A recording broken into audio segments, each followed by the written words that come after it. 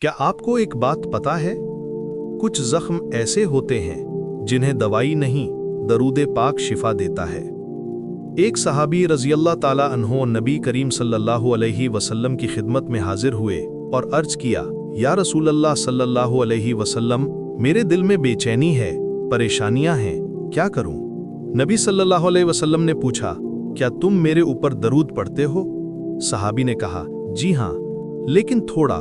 آپ صلی اللہ علیہ وسلم نے فرمایا، پھر درود بڑھا دو، کیونکہ درود دل کو سکون دیتا ہے اور اللہ کے دروازے تم پر کھول دیتا ہے۔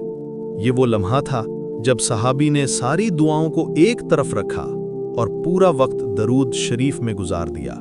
اور پھر کیا ہوا؟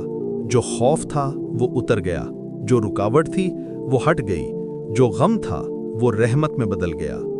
آج شب جمعہ ہے، رحمتیں اتر رہی ہیں، قبضے دل کھل رہے ہیں، رزق کے دروازے حرکت میں ہیں۔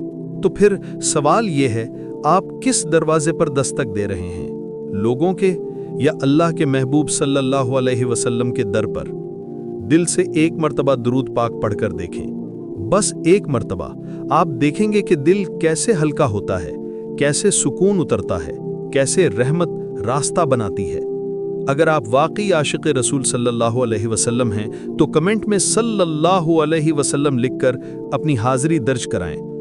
اللہ ہمیں کثرت سے درود شریف پڑھنے والوں میں شامل فرمائے، آمین یا رب العالمین۔ اگر اس ویڈیو نے آپ کے دل میں ذرا سا بھی سکون اتارا ہے تو فالو سبسکرائب ضرور کریں، کیونکہ ہر شب جمعہ ہم آپ تک ایک نئی رحمت، ایک نیا درود اور ایک نیا دل جگانے والا پیغام لے کر آتے ہیں۔